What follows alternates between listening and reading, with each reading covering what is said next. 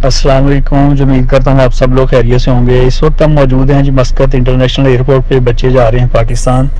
मस्कत to Lahore की flight है और इस वक्त रात के 12 बज चुके हैं। 10 जून है 2025। तो अभी बच्चे गर्मियों की छुट्टियां जो हैं वो गुजारने के लिए लोग पाकिस्तान से बाहर आते हैं, लेकिन बच्चे पाकिस्तान से ओमान से जा रहे हैं पाकिस्तान में। तो वहाँ पे गर्मी तो बहुत शदीद है, लेकिन क्योंकि जाना है छुट्टियां गुजारने के लिए, तो यहाँ पे भी गर्मी तो बहुत ज़्यादा है। लेकिन यहाँ पे ये है कि फैसिलिटीज़ हैं ज़्यादा। पाकिस्तान में इलेक्ट्रिसिटी का बहुत प्रॉब्लम होता है, लेकिन फिर भी 2 साल हो चुके हैं। तो इस वक्त तो ट्रैफिक तो नॉर्मल है एयरपोर्ट के ऊपर, लेकिन आगे जाके देखते हैं कि क्या सूरत हाल है। तो अभी फ़्लाइट तो आलमोस्ट कोई 2 बजे के बाद की है। तो लेकिन यह है कि बोर्डिंग वगैरह और आगे जाके इमिग्रेशन पे काफ़ी ज़्यादा टाइम स्पेंड हो जाता है। स्पेशली जो बोर्डिंग पे काफ़ी रश होता है और इमिग्रेशन पे भी रश होता है, क्योंकि सारी फ़्लाइट्स एक जगह पे होती हैं। तो कि जो इमिग्रेशन होती है वो एक जगह पे होती है, तो बहुत ज़्यादा रश हो जाता है वहाँ यहाँ पे।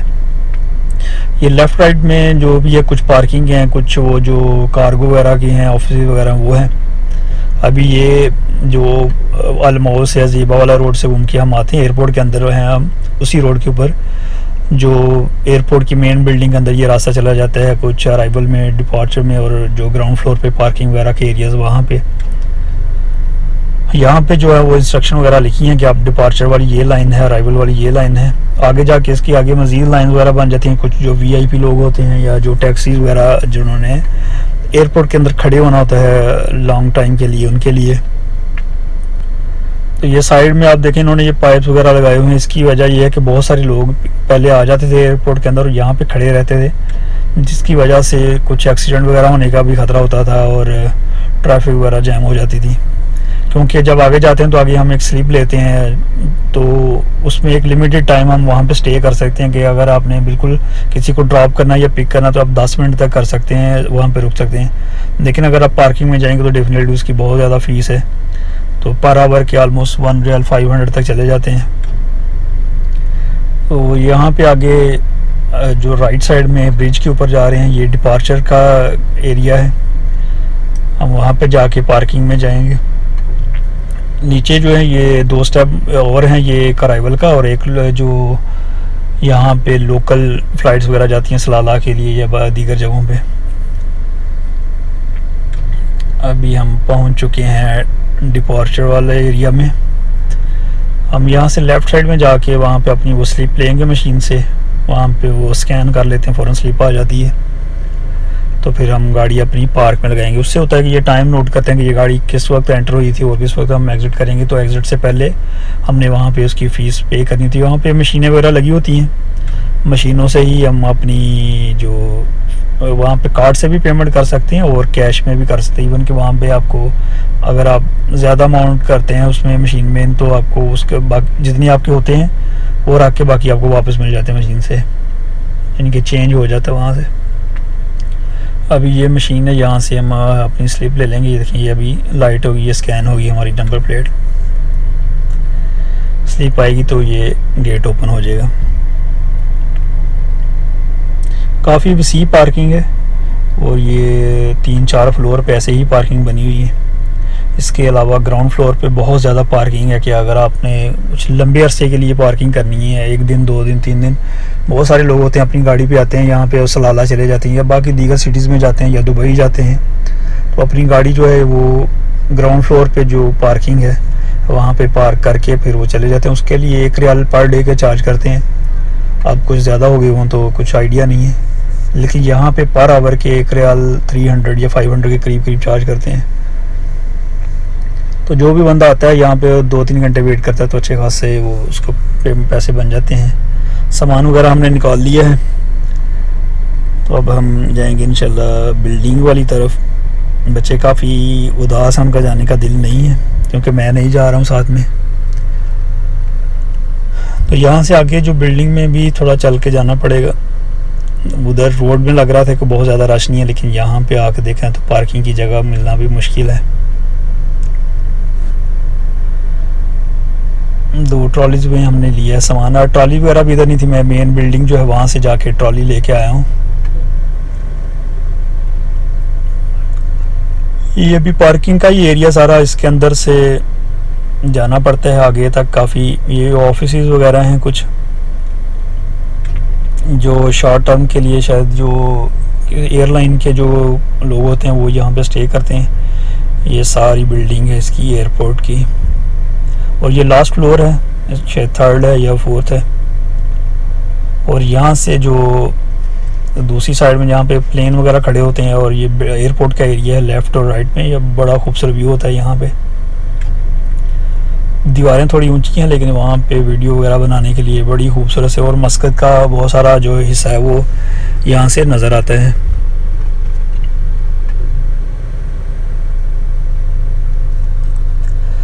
अभी हम जा रहे हैं जी, कुछ लोग आ रहे हैं कुछ जा रहे हैं, कुछ वैसे भी एयरपोर्ट पे घूमने फिरने भी आते हैं।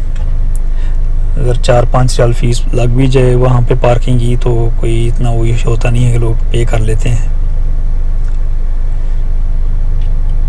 ये देखें, ये मशीनें वगैरह लगी हुई हैं पेमेंट के लिए, पार्किंग के लिए, वहाँ से लोग पे करते हैं। और ये जो गाड़ियाँ भी गुजर रही हैं ये बस लोगों को यहाँ पे ड्रॉप करके चले जाते हैं, रुकते नहीं, क्योंकि इनका 10 मिनट का टाइम होता है। 10 मिनट के अंदर अंदर इन्होंने आगे एग्ज़िट करना था। आगे जाके भी वो जो स्लिप होती है वो मशीन में एंटर करते हैं और फिर वापस चले जाते हैं। सामने डिपार्चर गेट है, इस तरह के गेट और भी हैं 2-3, लेकिन हम सामने जाके अपनी फ़्लाइट का टाइम वगैरह देखेंगे और गेट देखेंगे कि कौन से गेट पे जाना है, फिर उसी गेट पे जाके जो है वो हम बोर्डिंग करवाएंगे।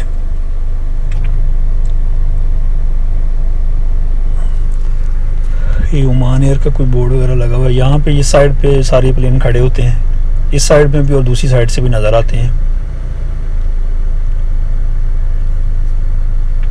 यहाँ पे दीवारें काफ़ी हैं, ऊंची हैं, तो वो नज़र नहीं आता। ये कोई फ़्लाइट वगैरह के स्टाफ जो है वो आए हैं अभी, ये अपनी रहायशों वगैरह में चले जाते होंगे, फिर वहाँ से आ जाते हैं वापस। एयरपोर्ट का जो स्ट्रक्चर है, आर्किटेक्चर देखें, बड़ा खूबसूरत है, बहुत ज़्यादा बड़ा एयरपोर्ट है और खूबसूरत भी बहुत ज़्यादा है। अभी हम जाने लगे हैं जो अपनी बोर्डिंग वाले एरिया में। यहाँ पे ये सिटिंग वगैरह का एरिया है, यहाँ पे थोड़ी जो कूलिंग वगैरह कम है, इससे आगे जो है वो सेंट्रल कूलिंग वगैरह है, वो काफ़ी जो है वो बेहतरीन एरिया है।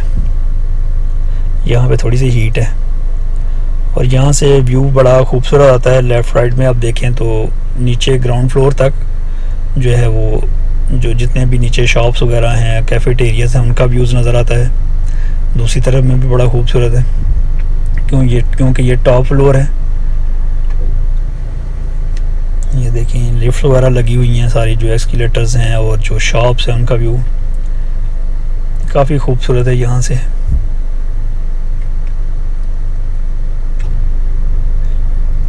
बिल्कुल सामने ही वो डिटेल लिखी होती है कि कौन सी फ़्लाइट जो है वो कितने टाइम पे आएगी। अगर लेट भी है तो वो भी यहाँ पे मेंशन कर देते हैं और फिर हम उसी गेट में चले जाएंगे।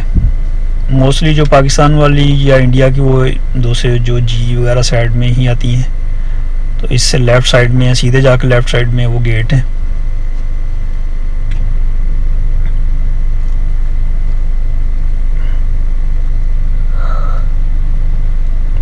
ये सारी बिल्डिंग देखें आप, जितने भी ये हैं वो बोर्डिंग वाले जो हैं, ये काउंटर्स हैं इस एरिया में। GF तक ABCDEFGS हर कंट्रीज़ के और हर एयरलाइन के लिए हैं। वो सबसे बड़े जो हैं जो बोर्डिंग वगैरह के लिए वो ओमान एयर के, और दूसरे जो इस्लाम एयर के। इस्लाम एयर पे बहुत रश होता है क्योंकि एक तो चीप फ़्लाइट है उनकी और बहुत ज़्यादा फ़्लाइट बहुत सारी कंट्रीज़ में जाती हैं। ये ओमान, आई लव ओमान का बोर्ड बिल्कुल सामने लगा हुआ है यहाँ पे। ये देखें, ये इस्लाम एयर के, ओमान एयर के हैं।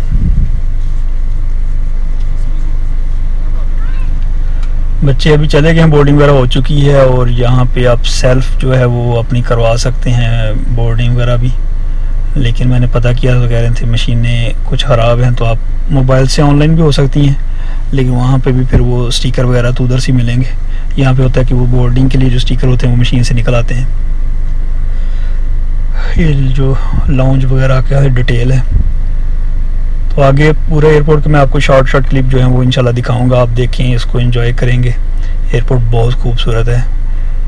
वीडियो को आप एंड तक देखें। मुझे दीजिए इजाज़त, इंशाल्लाह मिलते हैं अगली किसी वीडियो में। अल्लाह हाफिज़।